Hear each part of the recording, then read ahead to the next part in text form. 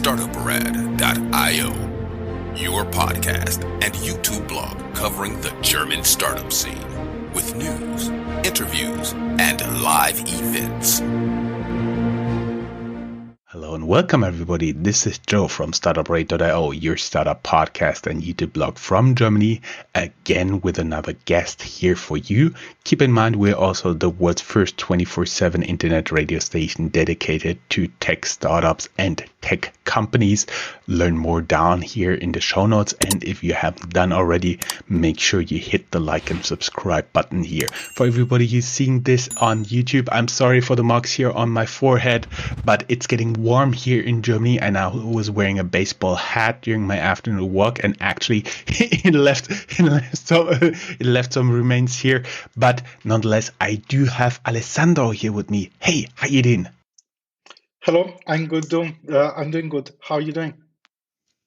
I'm doing great, thank you. It's a pleasure to have you here because you are actually the head of security at Bitwala, a Berlin-based challenger bank that offers swaps between fiat currency and cryptocurrencies, right? That's correct, yes. So let me first ask you outright, how can any sane person be wanting to be the head of security in a field related to cryptocurrencies? I mean, it's like sleeping in the middle of a minefield, isn't it? Yes, indeed, it is. And when I decide to move at Bitwala, I'm of course in contact with other security practitioners in the industry, and most friends ask me, "Why you even do that? Are you crazy?" Yeah, definitely. I like challenge, and I'm not considering this impossible, but yes, it's extremely difficult, and that's one of the reasons why I decided to take this challenge. Ah, I see. So you like challenges. Can you tell us a little bit about what like basics to understand in cryptocurrencies? Because for many people it's like normal currencies, you have them on your bank account, and if you don't grant anyone access to your bank account, everything's totally fine. But in cryptocurrencies it can be totally different, because if your cryptocurrency is once gone, it's gone forever, no getting back, right? Yeah, I would actually also question the fact that your money is secure in the bank, in the sense that actually that money is guaranteed, especially in Europe, by by an European scheme. So it's guaranteed by a central bank up to a certain amount. So that means that let's say over 100,000 euro, you might not even be sure that that those deposits are guaranteed. But yeah. I would say on the cryptocurrency side, you can see this from multiple perspectives. On one side, you can say that in certain situations you can control your own finance, so you can actually make sure that that your money is under your control. On the other side, you might decide to store part of this finance in I don't know, in an exchange, or let's say to hand over the keys. In our case, company I work for is non-custodian right now. That means that the customer can keep the secrets to move their assets. One of the downside of this is that, of course, you need to make sure that those keys are stored in a safe place, and in case you lose them, you won't be able to ask, for example, Bitwala to recover these funds. So you will have to make sure that you actually manage this correctly, and that you can actually own, basically, let's say, all the information that are necessary to move these funds. So basically, let us get some tips how to keep your keys safe, because I do believe if you display them in your living room, it's not most likely the most safe place, right? And you have to make sure that you never ever like really lose it, because that would be the problem. Then you can also not recover your cryptocurrencies, right? Absolutely. And so there are several ways to do it, and it also, of course, it depends on the risk. Let's say security people, they like to talk about risk, and that's something that every person should say. So For example, I will not tell you there is one single solution for everybody. It depends on the amount of money. You might decide, for example, so imagine, for example, that you have the equivalent of $1 million in Bitcoin, and you probably don't need to spend $1 million every day, right? So you don't need that kind of liquidity in your pocket. So it probably makes sense not to have that with you at every time, and not to have the seed in a place, or let's say the secret in a place where it can be recovered by people who might know that you have so much money, or that you might want to get this information from you.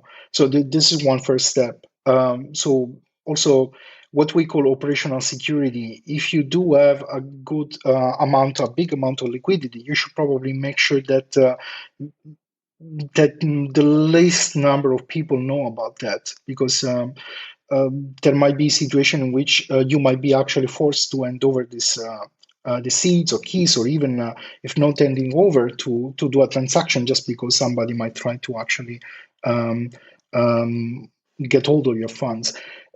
Personally speaking, I think, let's say, technically speaking, I consider that one of the best way to keep these funds is to save them on a wallet that you manage, for which you only have the secret keys. And the best possible way is, for example, a paper wallet. Yeah, a paper wallet is stored in a place where that you can trust, or maybe even shared among people that you trust. Let's say, imagine having a seed that you split among people that you trust, that they don't even have to know um, about the existence of each other. So you could split your secret in three and give it to your mother, for example, or your sister, or your wife, and uh, and make sure that they hold the copy for you. This is the most paranoid version of it. Yeah, I really like this. In cryptocurrencies, you have to have the highest level of paranoia, right? That's the thing. Basically, but when you're talking about like paper backups, like keys, keywords, and stuff like this, you should have it on paper, yes, of course, but not stored in just one place. You do a handful of photocopies and spread it between different locations, because if your host burns down, your money is also gone, right? Absolutely.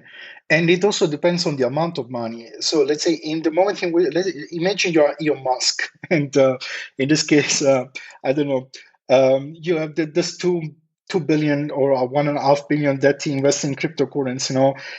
Imagine he has a seed in his pockets. I mean, I don't think so. I would recommend, in the case, to probably even consider custody solution. There are service providers where it might become worth actually handing over the seeds, I don't know, to a specialized company. Um, but yeah, it's a nice challenge, and I would say for small investors, one of the most appropriate way is to store the vast majority of funds, for example, like we just said, on paper, and then maybe if they want to have some liquidity because they want to use it for whatever reason, they might consider putting part of it in wallets that they can carry on. Yeah, for like example, like a Bitvala, or a custody solution, or another hardware wallet. hmm I see. Just to stay a little bit on the fancy side, would you recommend for Elon Musk how he stores his cryptocurrencies? Because first, I would say he should split it up in multiple accounts and keep them safe in different ways and in different places. Would that be a good approach? Um, I mean, I will go also a little bit further for that amount of money, but yes, that will definitely be a good approach. Yeah. would be a good idea. I see. What you guys are at Bitwala doing to keep your clients safe? Can you actually keep your cryptocurrencies with Bitwala, or do you have like a trusted partner who actually does this? So let's say I will speak to what we are until today is actually one of the reasons why I found Bitvala interesting even before I joined, is that the current product that we provide are non-custodian. So that means that in the case of the Bitcoin wallet, it's a multi-signature wallet. Um, which means that Bitvala technically is not able to move funds for the customer. So the customer holds the key to the assets. And for the Ethereum wallet, we also managed to use the non-custodial approach without multi-signature wallet. So in the specific case, we're using what is called a secure enclave or a strong box, depending on if you have an iPhone or an Android. There are special components, special hardware chips that are shipped with every Android of the latest generation or every iOS. And we actually initialize the keys that are used to protect the wallet directly into the hardware. So that means that basically they cannot be extracted by an attacker. They cannot be extracted not even by what is called jailbreaking the phone or becoming root on the Android phone, because you actually need to perform much more advanced operation. And so it's considered to be quite secure. And it really works good, I would say. So that's how we manage this currently. I see. Do you have some other tips right now? Somebody out there looking to do some cryptocurrencies. Yeah, they know all the fancy stuff, yada, yada, yada. They should get a physical device, get it very secure, have paper backups, store them in different places, different safes, different vaults, and never tell anybody about it. Is that like the bottom line we're talking about? For like small amounts below 100 million euros. Not really. I think I wouldn't even do that for that small amount. So this is let's say the so that yeah I mean, I need to be honest on that. If I wanted to sell 1,000 or 2,000 euro worth, I will just keep it either let's say on a wallet, even on a custodial one, and then decide to move it only in case let's say the relative price of Bitcoin becomes so high that that somebody might actually be interested into getting that. So the question in security, it's always what is the threat? So let's say you have 1,000 euro in the pocket. Is there actually a potential threat that might cause you to lose this amount of money? And a private person in Germany that, let's say, he opens an account on an exchange or on Bitvala, in my opinion, for an amount of a few thousand euro, probably is not really at risk of somebody, trying to get into his custodial or non-custodial wallet. If the amount of money becomes higher and the lifestyle starts changing, then probably, probably I will consider a non-custodial solution only, or paper wallet, or like we said, the paranoid scenario we had before. But for small amount, I absolutely don't recommend it on a risk basis. Yeah. So if you, let's say, start investing 200 euro tomorrow and telling all your friends, hey, I bought 200 euro in Ethereum, and after a while you might expect this 200 euro to be worth 2,000. And these people, or this maybe on the street, or let's say people that are not actually are just how do you say in German, Bekannte, so people Acquaintances. Yes, acquainted. It might tell to somebody else, and the someone else might actually target you. Yeah, but it's a very unlikely scenario. I mean, I know of very few cases where this happened, and so there is basically always a difference between the paranoid use case and the actual possibility that this might happen to you. Yeah. At least since my interview with a Munich-based startup, Tangany, who actually provides those custody solutions for other people, I know you're always on the safe side if you're in cryptocurrencies, at least a little bit paranoid.